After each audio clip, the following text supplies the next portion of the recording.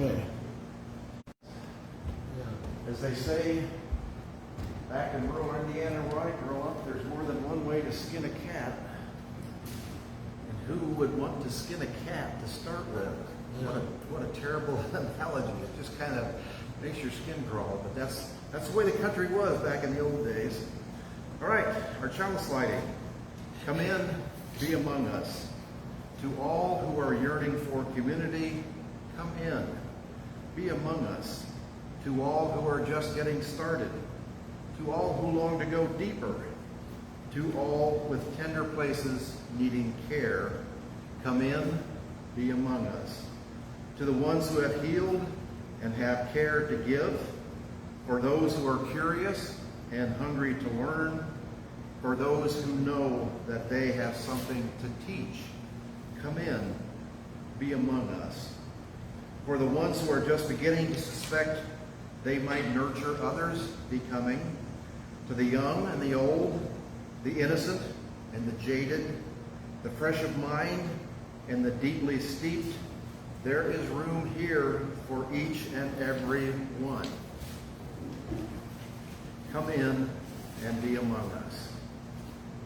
Our opening hymn is number 1, May Nothing Evil Cross This Door.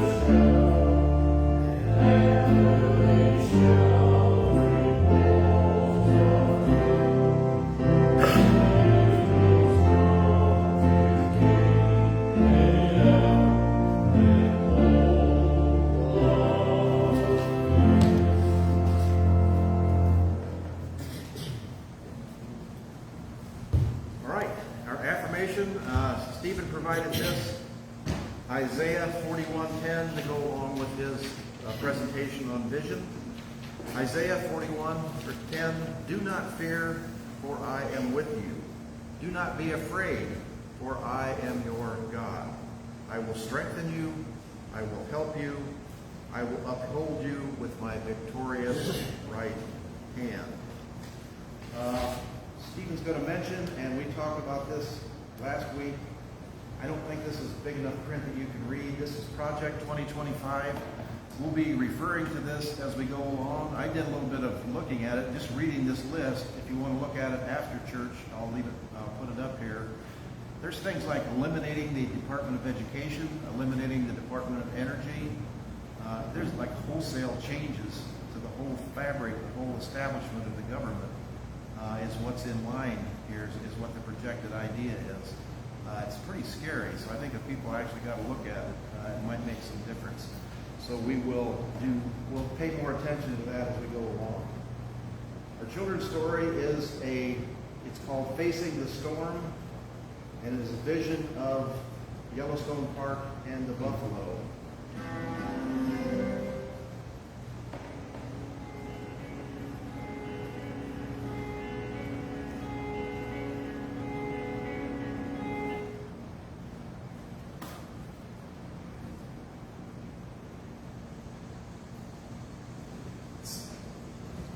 Looks like Wi-Fi is going to give us trouble.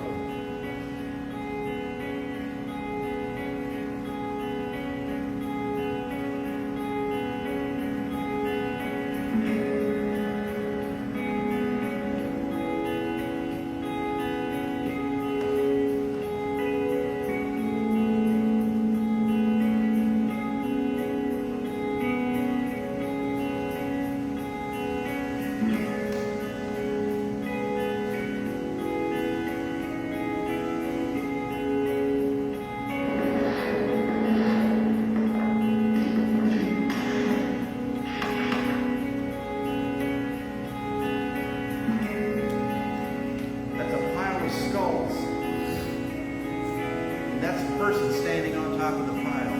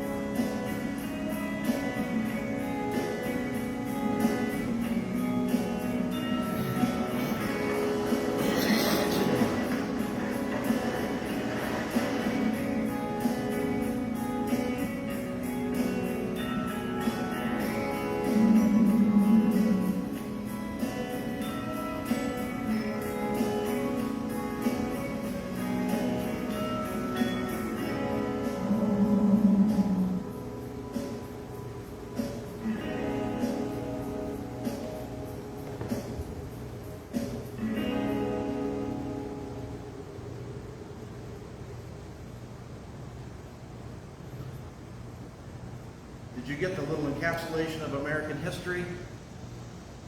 Millions of buffalo killed. The land claim opened up with the wagon trains. The wagons entered in. The introduction of the plow. Then the reaper pulled by 20 horses. Then came the Dust Bowl. Once they plowed up the prairie grass, the wind started to blow and the unprotected dirt, the unprotected soil just blew away. And then back to trying to reestablish the buffalo with the Indians' help. And then in a pretty gruesome picture, I guess I'm not against hunting, and I'm not against like the harvesting of deer. I'd rather see a deer harvested and eaten rather than struck and killed on the road. Although if they're not in too bad a shape, they're still eaten because they will come out and pick them up. The vision of the buffalo. All right, joys and concerns.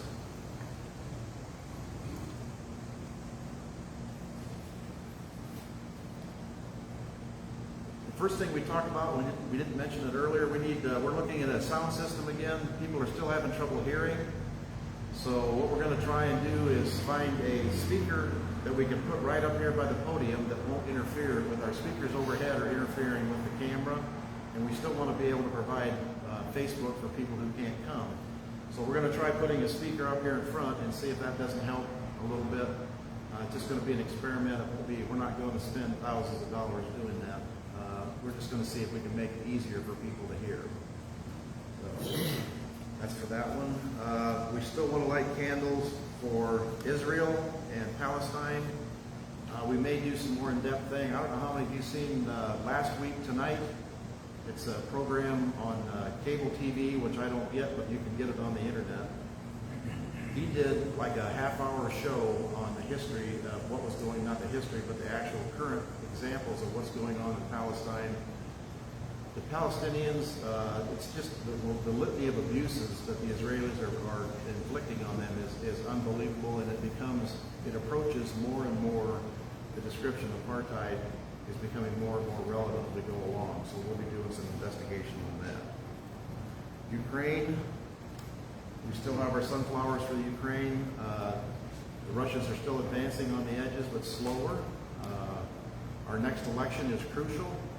J.D. Vance wants to withdraw all support for Ukraine and give the Ukraine to the Russians. I'm not sure whether he never studied history of World War I and World War II, or whether he's just a sympathizer. I mean, that's the only way you can look at it. So we're going to investigate that more too. I had my hip replaced 2 weeks ago. Feeling pretty good yesterday, and I must have been feeling too good because I must have done too much because it's feeling crappy today. So we'll go home and put ice on and see what it feels like tomorrow, because I got more stuff I have to do tomorrow. Project 2025, we talked about that all right. Oh, also, Racing Rebel, I didn't get a chance to put the picture in, won the state fair, 150.2, which is a pretty good race for a pacer. So he's paid his stall fees and his training fees for the next couple months at least, and hopefully we'll do better than that. My only regret is I only own 25% of him instead of 50%. But Hurley is back racing again. He got a second and a third, but 2 nights ago he finished, I think, 5th or 6th. But the competition, I think the winner in that one was like 149 or 150 even. It was really, really strong competition, so I'm not really faulting him for that. At least he's up and running. His legs are doing good, and I'm happy that he's back on the track. Anything else? All right, we'll light one final candle for those concerns, those hopes, those desires, those fears that people either can't express, don't want to express, or maybe they're not aware of. Oh, also, I don't know if I mentioned the sidewalk program. The sidewalk repair has started out in front. You'll see the tape is up. They should be pouring that this week. Last week was rain all week. So we should have new sidewalks by the end of the week, hopefully. And that was done at a fairly decent price. Some of the bids we got were astronomical. This one is a more, in my professional opinion, more of a legal, a complimentary estimate for the work that he's doing. I think it's the value for what we're getting. And I guess I'll mention, they tore the garage down up here on 121. I stopped and talked to that contractor. That's one of the Mike Sell group, and asked him to come by and just drive by the church and give us a estimate, just a ballpark estimate. You don't have to tell us like a written bid. You know, if we had to tear the church down, if it comes down to that, is it $10,000, $20,000, $30,000? So hopefully we can get some kind of a ballpark estimate to see where we're going there. Hopefully, if we have to close, we can sell the church rather than tear it down, but we want to be prepared for all eventualities. All right, the message, Holding a Vision in a Storm with Stephen Cleaver. And I'll let Stephen give you his history and background. Thanks. There's a lot going on. So this church would have to be torn down, or? Oh, that's not good. You never know until the end. That is, we're not closing anytime soon. We're just being prepared just in case we have to. It's kind of that would be sad, I think. So I'm a writer, and I should carry a pen with me because 2 things came to mind that aren't in my message. But one, I did go to a talk by someone from Friends Council on National Legislation about Gaza, and one of the things that he suggested was writing to Todd Young to get hospital ships out there. So just a thought on that, rather than having just warships, things out in that area. But to support the people, it's a small move.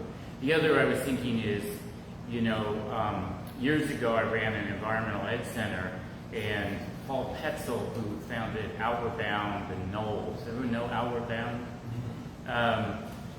Came to do a talk. But one of the things I learned about Outward Bound is it came after World War II, because what they saw was soldiers were dying in the hospitals, but more of the soldiers dying were the younger soldiers. and they saw that the older soldiers were surviving. And so outward bound, because they had learned resiliency, because they had been through storms, because they had experienced the fact that they could come through. Whereas the younger ones, so outward bound was like, if you've ever been on a course, you do all these things to face some challenges. So it was just a thought. We don't always know when we face a storm, but later on we maybe look back and be grateful at least for what we've learned from that. I probably broke the camera. Is it working now? Yes. Okay. Well, that's Not too on bad land. for everybody watching. We're not on landscape. So my name's Steve. I was thinking, may the August 4th be with you. I don't think it works as well. I have a poem from Mary Oliver just to start. It's from a bigger poem, just a few lines, called Invitation. It is a serious thing just to be alive on this fresh morning in the broken world. Now I picked this passage from Isaiah.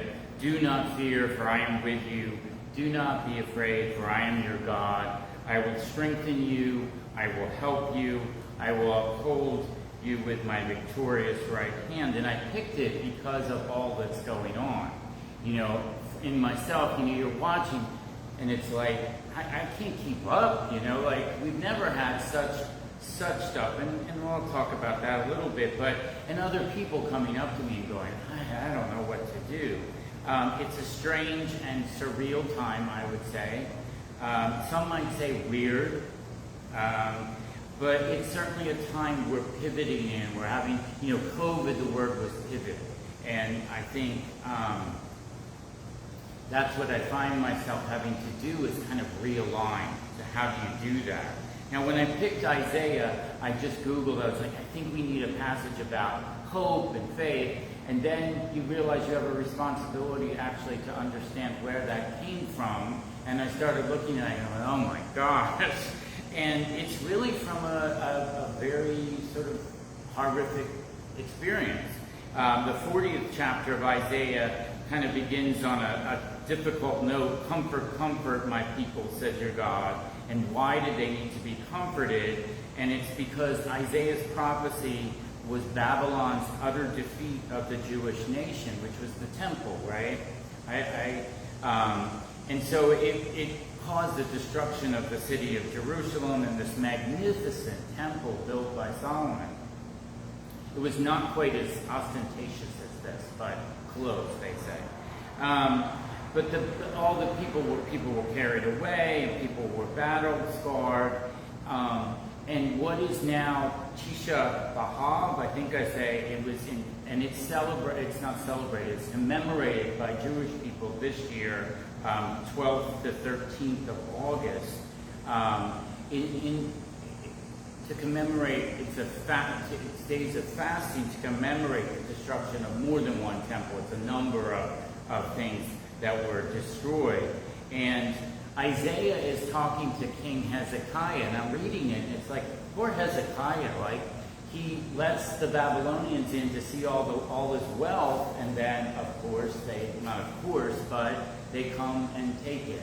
And, but Hezekiah is supported by Isaiah. He says, do you not know? Have you not heard? The Lord is the everlasting God, the creator of the ends of the earth. He will not grow tired or weary, and his understanding no one can fathom. He gives strength to the weary and increases the power of the weak. Even youths grow tired and weary, and young men stumble and fall. But those who hope in the Lord will renew their strength. They will soar on wings like eagles. They will run hot and not grow weary. They will walk and not be faint. Now, it's a little disturbing story, and I think the thing with the Bible is, for me, I always find something else in there. There are people that use it to one way. I think I'm always discovering, what does this mean? Because it's an interesting story, and it's about something that is supportive in telling us that God will be there. And so things happen in our lives we don't have control over. Maybe Hezekiah could have kept the Babylonians out. I don't know. We can't control everything. And we're in a crazy world, right? I mean, we really are. We communicate through all these things like Facebook, Twitter, email, and we don't talk to our neighbors. So are we really communicating? We're in the midst of a dystopian election, I think. Susan Collins, who wrote Hunger Games, should be, she should be the one writing this. It's almost like I'm watching some weird, bizarre thing. I mean, I asked, Tim, sorry. This morning, like, what is this church, where do you lean? And of course, you've got Project 2025, and we've got this stuff that's just beguiling. You've got a near assassination of Donald Trump, who also attempted to overthrow an election. And then you've got this, I won't say too much about it, it's 900 pages, I think. I mean, it is like somebody did a lot of work. They did all this effort for something, which and I was mentioning to Tim, if you see, there's a movie on I saw it on Amazon for like 99 cents called Bad Faith, about how this whole thing came together over many, many years. Now, it came from Christian nationalists, not in response to abortion. That's what they kind of used, but in response to the Supreme Court and the rules about discrimination for nonprofits. And so, because if you were a nonprofit, you couldn't discriminate, right? So they wanted to, it's kind of, I won't get too much off on this, I don't want to, but it's kind of KKK, moving forward is sort of, I'm going to simplify. And so we're facing a lot, and it can feel daunting. And we wake up and we go, yesterday I was talking to a guy who's in his 30s, and he's been in politics locally and was really involved. He's like, I don't know what, I'm doing all this stuff. He's doing a lot in the community, but he's feeling despair. And so what do? I grew up in a time, I was a kid in the 60s, and I look back and I think, geez, I was a little kid when Kennedy got killed. Then we had King, we had another Kennedy, we had Malcolm X, Medgar Evers. We had a lot of people. Some I didn't know as much about then. So it wasn't like we haven't had turbulent times, but it did feel like that was moving us somewhere. Maybe this is. Maybe something's being lifted. I'd like to think that, but sometimes it feels hopeless. So where do we find our faith? If God is supposedly comforting us and guiding us, what do? And one of the things I found is just, I'm trying to, does anyone know the group, the Eagles? Right? Learn to be still. I'm trying to learn to slow down and be still and recognize in this moment what's happening. But it's not just about being still in this life. I mentioned earlier writing something to Todd Young, so we can't just sit still. I think that's been problematic. When I was in seminary, I studied family systems theory. And in family systems theory, we talk about energy in a system, right? Like a church is a system, and people come in and things from their family start to play out, and you want to work with that energy. When I look at something as a system of energy, it depersonalizes it sometimes for me. It's not all personal. So I'll mention that in a second because I'm going to reference that in creating a vision.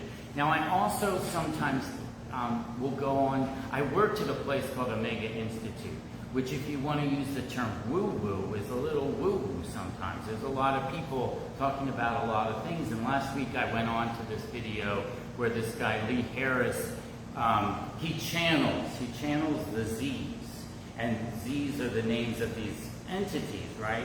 But what he said in his talk, so sometimes you have to get through the talk, is he talked about a couple of things. He talked about, because he was talking about going forward, what he's looking at in the next 10 years.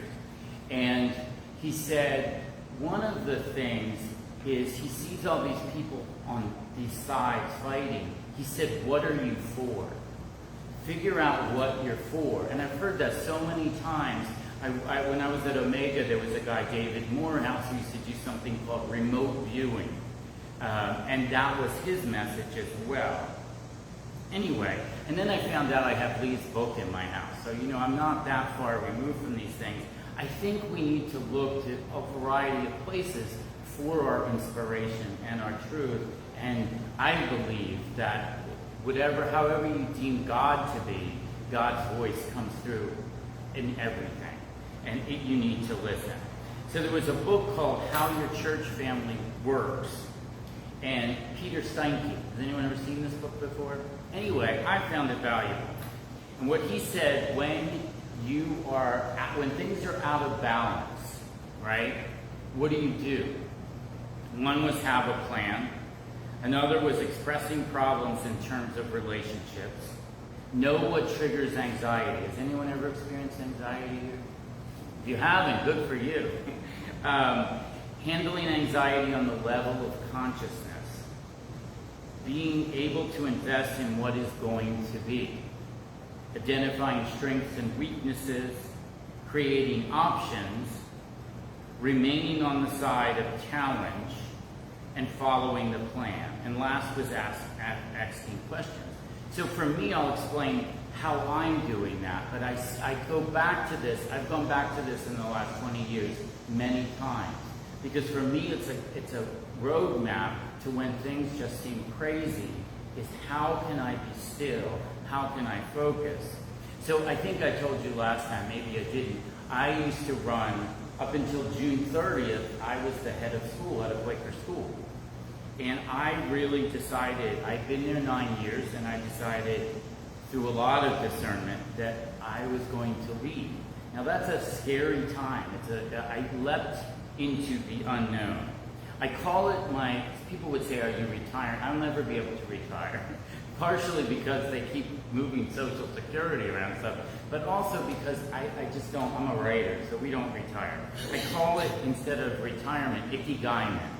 So ikigai is where you find, it's a Japanese term, for finding what you love, what you're good at, what the world needs, and what will pay you. So anyway, and I assertively claimed the situation, and there's some importance in that. We need to kind of assertively step into a storm and say, this is what we believe in, and this is what we will do. So I created a strategic plan for myself. I have a morning prayer. I have a gratitude practice. I won't get too much into it. And I have to go back to that because I am someone who will be all over the place. There's a lot of reasons for that, but I need to come back. I'm also, I think I've mentioned before, I'm a yoga teacher. You come back to the asana. You come back to the structure. It can't all be out and go, When I think of expressing terms of problems in terms of relationships, I also think of my relationship to fear, my relationship to pain. It scares me, like, oh my God, all my life, I was defined in a way by a job. I'll have a job, I'll fix the world, I'll save everything. It was all good, but that's not who I am. And so figuring that out, and how do I, within this moment, within this wilderness, find possibility? You can't do that if you're in fear and anxiety. You're just busy in that. And can I enter that fear? Can I enter those fears? And that's one of the things I'm working on, and I do it a lot through my writing. Now, I grew up in a family, so knowing what triggers anxiety. I grew up in a family that didn't have a lot of money. My dad got sick when I was young, and then he lost his job when I was a teenager. So there was a lot of panic around money. But we made it through. So for me, it's creating a mindset, not about lack, but about abundance. I'm fine, And if things aren't there, I've gained resiliency, I gained problem-solving skills out of all of that. And so I have that. And if I handle my anxiety on a level of consciousness, and that little kid comes into the picture, which she does, of course. It's funny because a child shall lead us, but they can lead you astray. I have to really listen. What is coming up for me? Because what happens is I disconnect. I get fearful and I disconnect when what I need to be doing is connecting. I need to identify, I mentioned being to invest in what's going to be. It's really important. I have to put some money and some focus into what's ahead. I have to, developing my website again. I'm doing some other things. I have to put that time in into faith. You know, it's like that saying, does anyone know it about, you know, it's I don't know, I'll just switch it around. The person who has faith, who plants the tree that he will or she will never sit under, right? You know, and I can't remember who said it. These things get attributed to a lot of people, and if somebody listened to this and went home, they might say, oh, Steve Cleaver said that. I didn't. Identify strengths and weaknesses, you know, and sometimes you say I can't do that, and sometimes I'm going to work on my weaknesses to build them up. Creating options was part of the plan. And so, you know, if we have options, you can look, and this morning you didn't go, oh my God, we can't do this. You know, we just go, oh, this is what we'll do. If you get stuck, we have to have all of this a certain way. My printer didn't work this morning. Now, if I can't come, Tim, my printer didn't work, I don't have this. You know, there are options. There are ways of doing it. I have to shorthand it. I'd bring my computer. One of the other things is, and this often gets forgotten, I think, is remaining on the side of challenge. You know, is that when we have a vision, when we look at these things, there's going to be threats and pain and sabotage. There's always resistance. And so we need to not personalize that if we can. In a way, what we are seeing, and whether it changes or not, is resistance to change. Is that things are changing. Things have changed. But there's a lot of resistance because people are afraid. And then when all else fails, we go back to our plan. So we sit with our plan, and it can be very simple. But keep looking at it. It's like you plant seeds, and you keep working on that same garden, right? You don't just go, okay, forget that one, on to the next.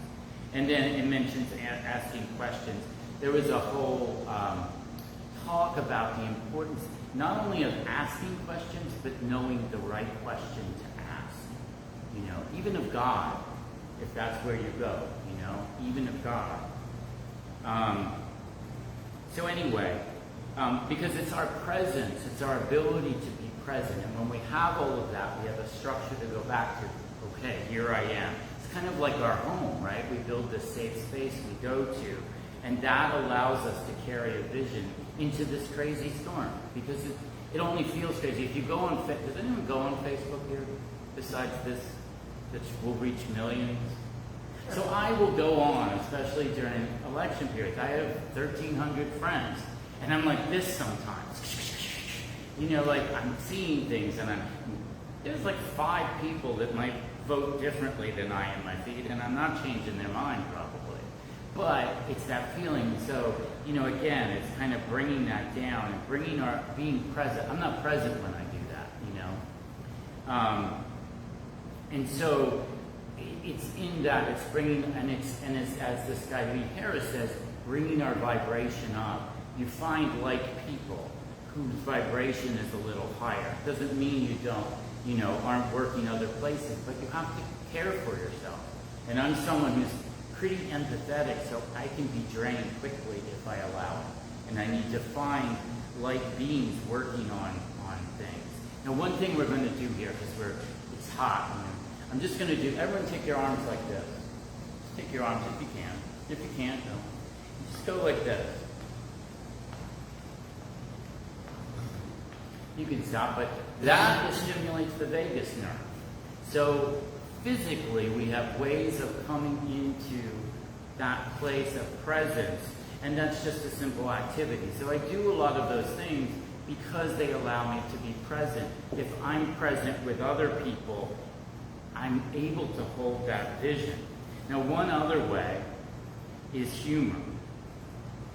And I've had to refine my humor. My father was very sarcastic, which I find not, you know, and I found myself, someone called me out about it years ago, and I'm like, but humor for me gives me oxygen.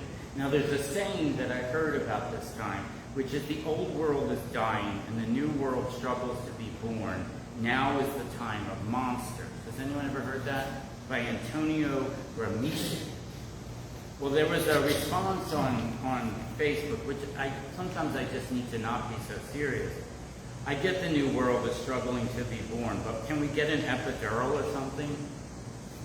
Theologian Harvey Cox wrote Feast of Fools and wrote, laughter is hope's last weapon. crowded on all sides with idiocy and ugliness, pushed to concede that the final apocalypse seems to be upon us, we seem nonetheless to nourish laughter as our only remaining defense. In the presence of disaster and death, we laugh instead of crossing ourselves. Or perhaps better stated, our laughter is our way of crossing ourselves. It shows that despite the disappearance of any empirical basics for hope, we have not stopped hoping.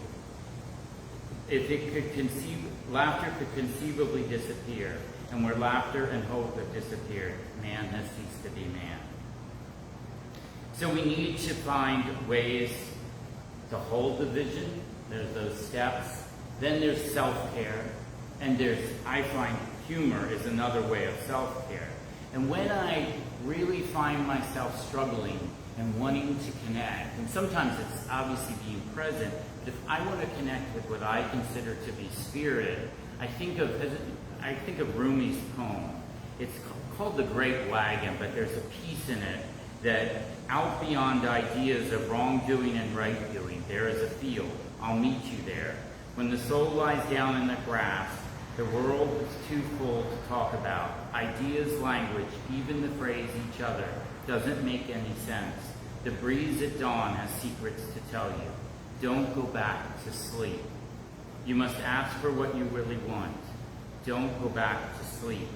People are going back and forth across the door sill where the two worlds touch. The door is round and open. Don't go back to sleep.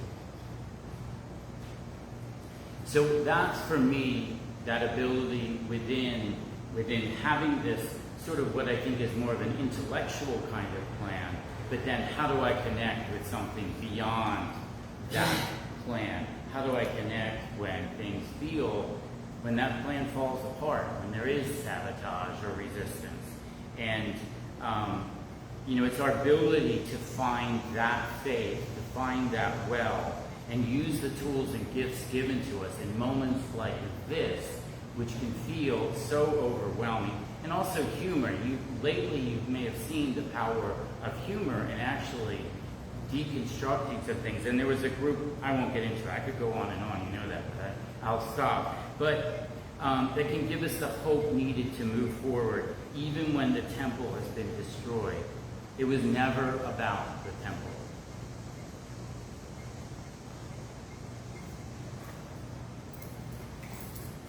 Now, do you ask questions now? Is that how it works? Usually we do, but we're on a little short of time. So I ran long, didn't I? yes, I think we'll pass on that. Phew. I hope I kept everyone awake, did I? Okay, good. Whew.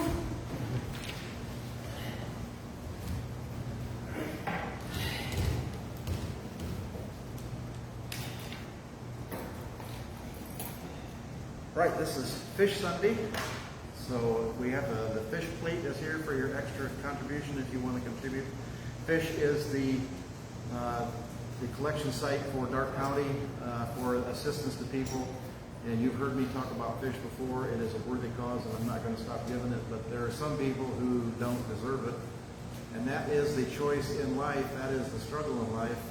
When you give, some people who receive are not those who deserve to receive, but you can't stop giving because a few people don't deserve it. So we're going to hear Dream a Little Dream.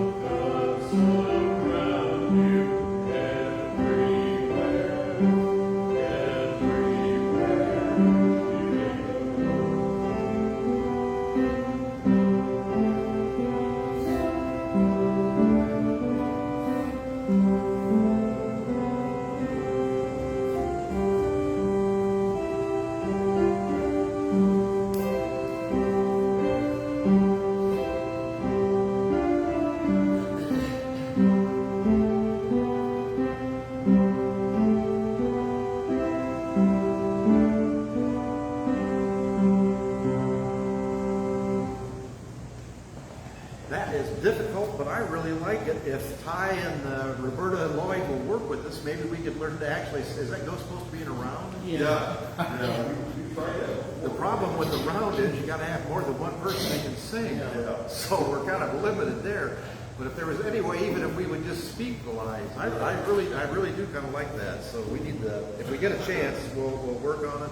Maybe we can recruit some people who can sing. All right, and right along with that, the Lord bless you and keep you.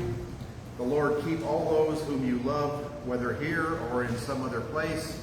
May God be your companion and you be God's friend as you walk together through all the days of your life. And at the journey's end, may you find the welcome of God's love. It keeps us all. Amen. Our postlude is long ago and far away. Is that Shrek?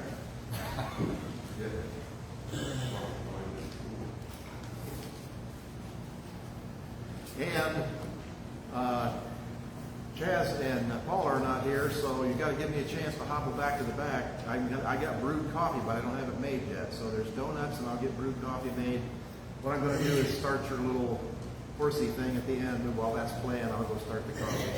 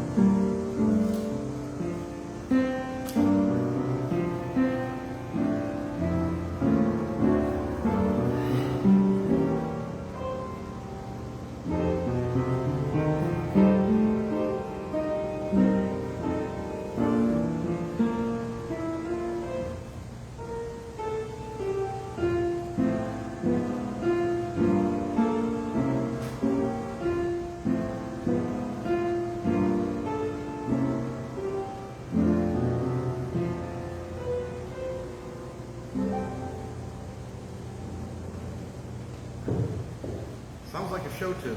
Yeah. Not from Shrek. Not from Shrek. All right. That ends our service. Facebook was kind of on the glitch for us, but we'll get that back on. Hopefully there was, if you're watching on Facebook, hopefully you can actually see something. What I'm going to show you now is the equestrian team at the World Olympics. The U.S. equestrian jumping team finished with a silver medal, which is pretty incredible. So I'm going to show you this lady. I can't remember her name right now, but she's 59 years old, and she was one of the leaders. Yeah, I do. It's my wife's email, and I don't know what it is. Because I can see you. Well, that program is large. It's in the book, right? Yeah. Okay, well, I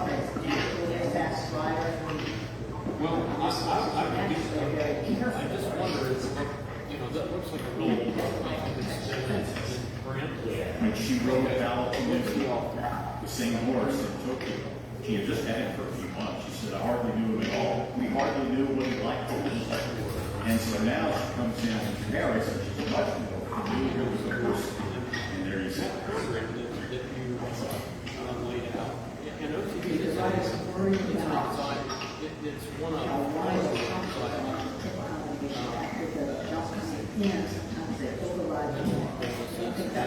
and it also your sister anxieties that it sort of goes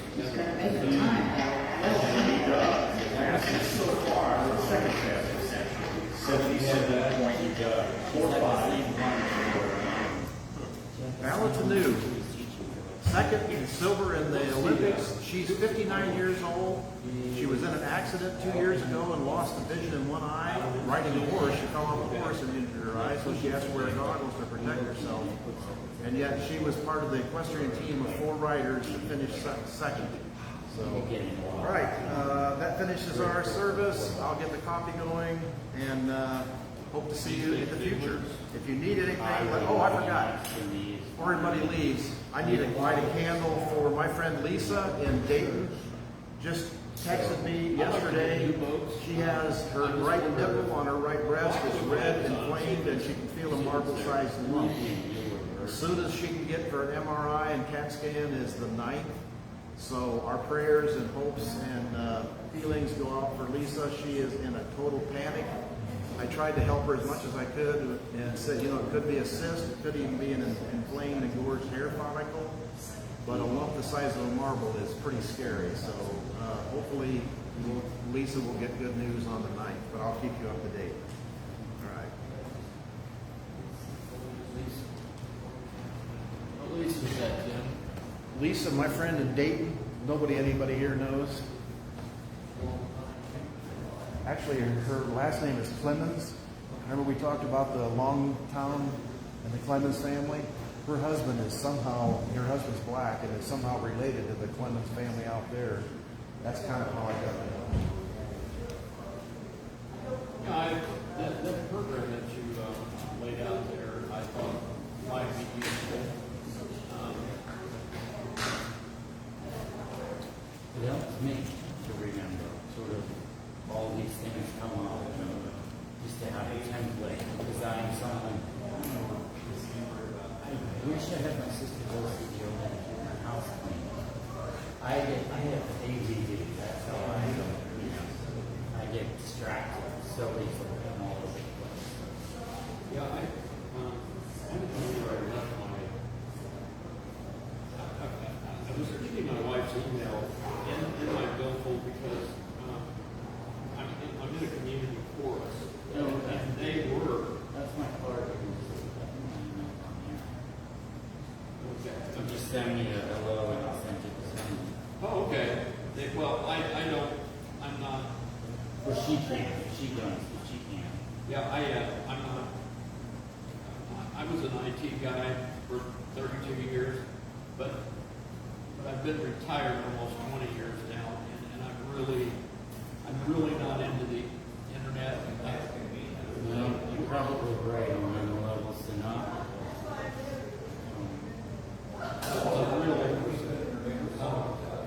I have a bachelor's degree in philosophy from Wright State, and I get the magazine. My wife gets me the magazine Philosophy Now. It's an English philosophy, and there was a really interesting article in there about.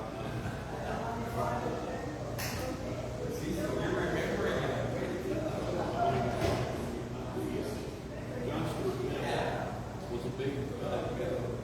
He was a big lobbyist for freedom of speech, but the author of the article talked about, okay, here's what John Stuart Mill was talking about, and why he thought it was so important to have freedom of speech. One of the things was so that people can exchange ideas with each other. And he said, the author said, and he wasn't sure that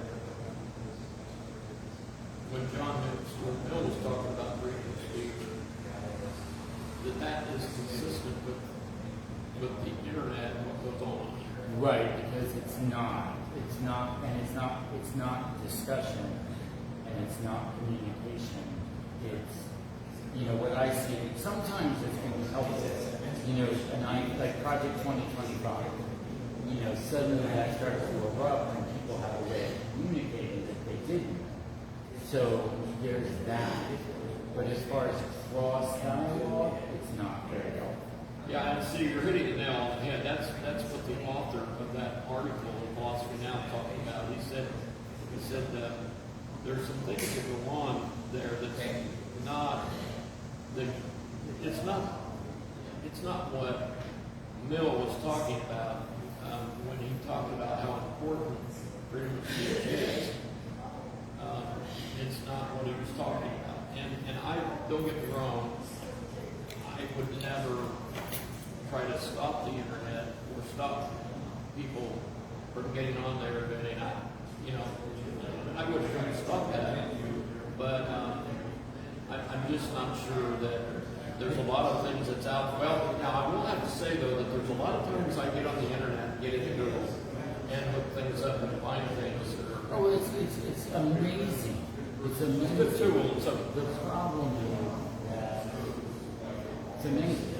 The problem is I think also people have learned they can say what they want and not have any consequences. Yeah. And they take that into the real world. Yeah. And it's like, just, and some of us come from just being a bad influence in that they just say things. So people say whatever they want. yeah. And then I'll hear from other people, someone in the library said to me, people just don't have time. So I think that's, freedom of speech doesn't mean I get to say awful things to you. I still have to filter and get through the internet. And that's where I think people need to be able to express things. But, and there's, and it's got like such a strange, something like 11:25,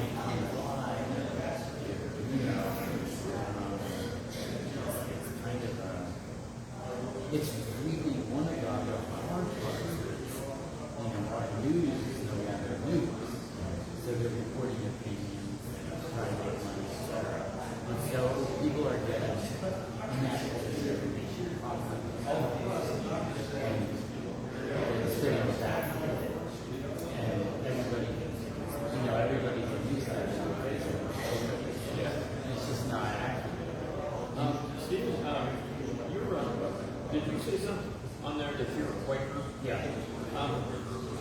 It's interesting. Sounds like you might be. My dad was a minister. Right. His first church that he was ever preached in, he was going to Rome College, and one of his professors needed to take a sabbatical. And so he asked my dad to fill in for him for the summer, and my dad did. And that kind of got him started. And then since he grew up in the Methodist church, he became a Methodist. And then since the government of the church he wasn't getting along with, he switched to Presbyterian. But then when my mom and dad broke up, my brother and sister and I started going to a Quaker church. Because if you're familiar with Richmond, Indiana. That's where I live. Okay, so you're familiar with the Quaker church. I think it's the one that's over there, not far from Earl. So there's three. There's one on the program, which is Clear Creek. That's on the program campus. Right. West Richmond Friends. West Richmond. That's where the school is. So the school I worked at was connected to West Richmond. So that's where we went. Oh, okay. Back in the 60s. Okay. And then when it was kind of ironic that when I went into the military, I had Quaker on my dog tags, and a lot of people think of Quakers as pacifists. All pacifists. Right. I'm no longer a Quaker. I've been a Unitarian Universalist now for many, many years. But you sound like you're maybe a liberal, theologically Quaker. Oh yeah. I mean, it's funny. I have three great grandparents who were pastors, Quaker pastors. Okay. So you have the ministry in your your family history too. Yeah, they one served like 40 years up in Carmel, like Indiana. Carmel, Indiana, yeah. Somewhere around there. But yeah, so I come from the east, but I would say the interesting thing for me is, I didn't really define as liberal or conservative, though my causes would all be, I've always probably voted Democrat and blah, blah, blah. Right. Because it's about human rights, and I don't find that liberal. I'm conservative in the budget. I think you want a balanced budget, but I also want money going to the military. Right. I don't but I would be defiant of that. Theologically, I get what I was talking Yes. about. Well, and because I would be looking at mystical experiences and other, so I would not fit in the canon of, and I don't know whether my great grandparents would approve, because they were very, they could look the Bible and jump and whatever. Right. I don't know where they were. Now, my dad knew Bruce Jones, who was mystical. So I don't know, but I would be considerate. Yeah, and yes, but it sounded. Oh yeah, I would definitely be. I would definitely, Theologically, you'd be a liberal. Oh yeah, but I think some of these things that we believe,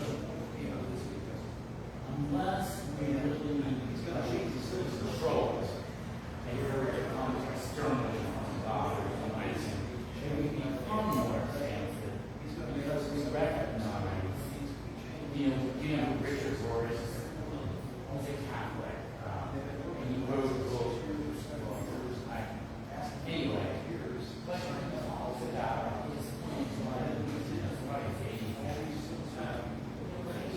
embracing all things, because you get to the point where you see these truths in everybody. Yes. So,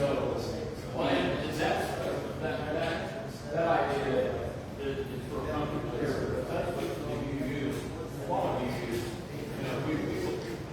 A lot of these use that all paths lead to the same place. yeah.